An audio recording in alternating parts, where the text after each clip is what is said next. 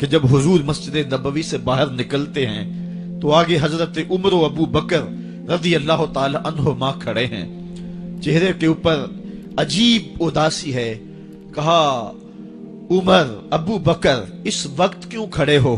عرض کی حضور بھوک نے گھر میں ٹکنے نہیں دیا، ہم نے چاہا حضور کا چہرہ دیکھ لیں تو کچھ پیاس بجھ جائے، کچھ بھوک مٹ جائے۔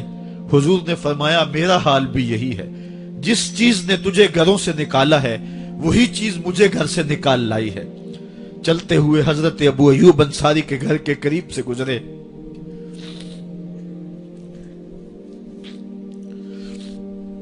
حضور کی خوشبو پا کے وہ باہر آ گئے۔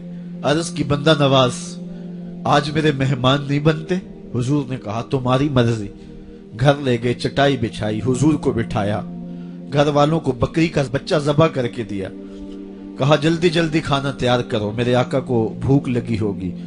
یہ کہہ کے واپس آئے، حضور کے پاس بیٹھے، نظر چہرے پہ پڑی تو گھبرا گئے۔ نکاحت کے آثار اتنے واضح تھے کہ سمجھ آ رہی تھی کتنے دنوں سے حضور نے کچھ نہیں کھایا۔ اٹھ کے باغ میں چلے گئے، کھجوروں کا خوشہ توڑا، حضور کے سامنے رکھا، کہا بندہ نواز جب تک کھانا تیار نہیں ہوتا یہ کھجوریں تناول فرمائیں۔ تھوڑی دیر کے بعد کھانا دسترخوان پہ لگ گیا، حضور سے عرض کی گئی حضور آئیں کھانا تناول کر لیں۔ حضور نے دسترخوان پر تشریف فرما ہو کر کے حضور نے کپڑا اٹھایا تو حضور نے جب دیکھا کہ کھانا ہے تو حضور نے ایک روٹی لی اور چند بوٹیاں اٹھائیں اور ایک خادم کو بلا کر کے کہا جاؤ ہمارے گھر دے آؤ، میری بیٹی فاطمہ کتنے دنوں سے بھوکی۔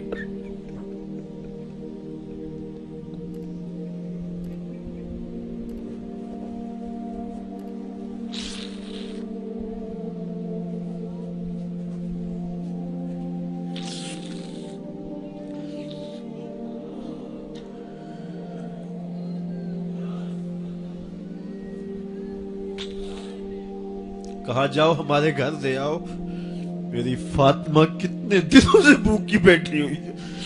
مال کے کونین ہیں گو پاس کچھ رکھتے نہیں، دو جہاں کی نعمتیں ہیں ان کے خالی ہاتھ میں۔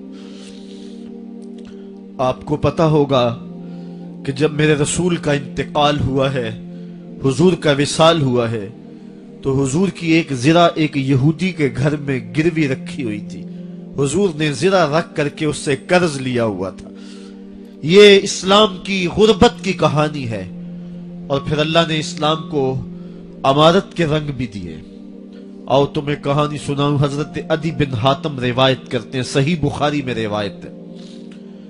یہ حاتم تائی کے بیٹے ہیں، کہتے ہیں میں حضور کی خدمت میں حاضر ہوا، ایک شخص آیا کہنے لگا حضور غربت نے میرا برا حال کر دیا ہے، اور اس نے شکایت کی غربت کی، پسماندگی کی اور اپنی معاشی بدحالی کی۔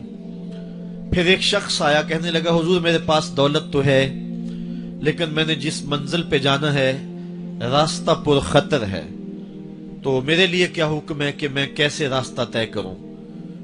تو یہ دو لوگوں نے یہ باتیں کی تو حضرت عدی کہتے ہیں کہ حضور نے روئے سخن میری جانب موڑا اور میری جانب مخاطب ہو کے کہا عدی تو نے ہیرا دیکھا ہے؟ عدی کہتے ہیں میں نے عرض کی حضور دیکھا نہیں، سنا ہے، ہیرا یہ شہر ہے عراق کا۔ تو حضور نے فرمایا عدی تو نے ہیرا دیکھا ہے؟ میں نے کہا نہیں حضور دیکھا نہیں، اس کا تذکرہ سنا ہے۔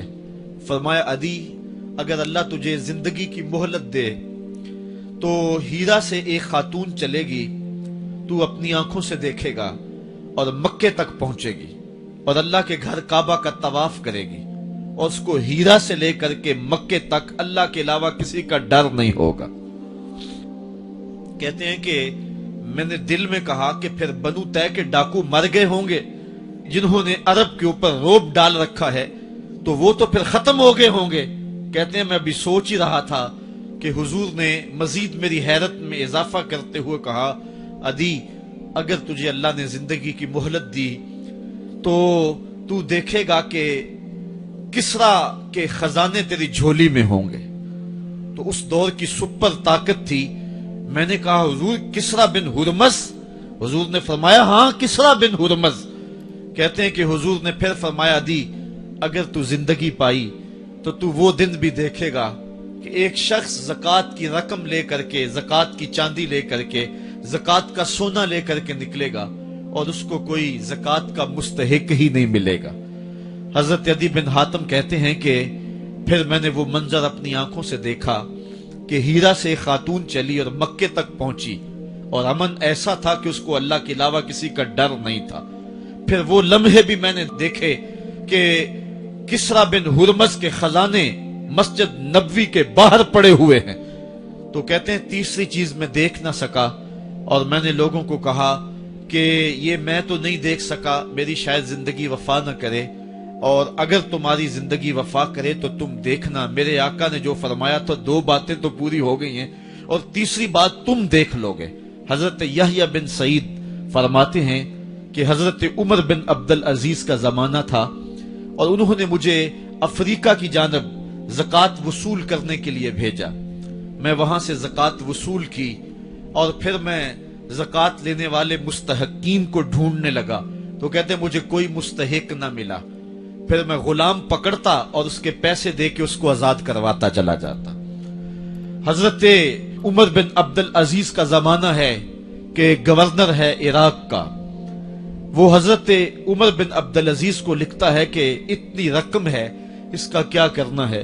तो उमर बिन अब्दुल अजीज कहते हैं रकम लेके यहां ना आना, वहां इराक के लोगों में बांट दो, जो ज़कात के मुस्तहिक हैं उनको तकसीम कर दो। तो गवर्नर लिखता है जो मुस्तहिक है उनको दे दी, अब कोई मुस्तहिक नहीं रहा तो मैं क्या करूं। तो हजरत उमर बिन अब्दुल अजीज कहते हैं जो मकरूज हैं उनका कर्ज उतार दो।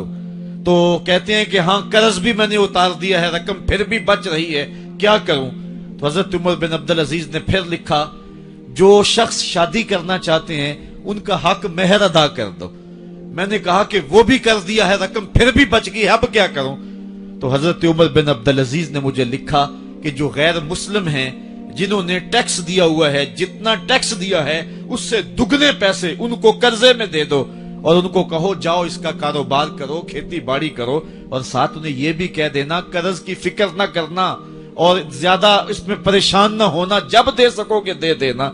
ये दौर भी फिर इस्लाम ने देखा और ये घड़ियां भी देखी जब चिथड़े पहने हुए थे, जब पैबंद लगे लिबास पहने थे, जब पेट में डालने के लुकमा भी नहीं था।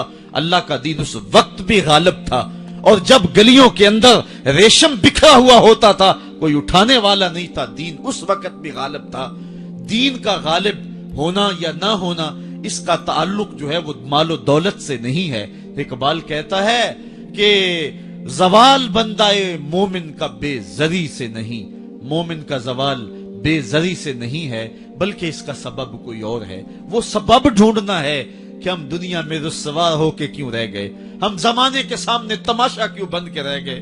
आज नबी की उम्मत पूरी कायनात में रुस्वा होके क्यों रह गई। आज हमारा तमाशा देखा जा रहा है, आज भूखे कुत्तों को हमारी बेटियों और बहनों के ऊपर छोड़ा जा रहा है और उसका तमाशा देखा जा रहा है। क्या हमने ये दिन भी देखने थे।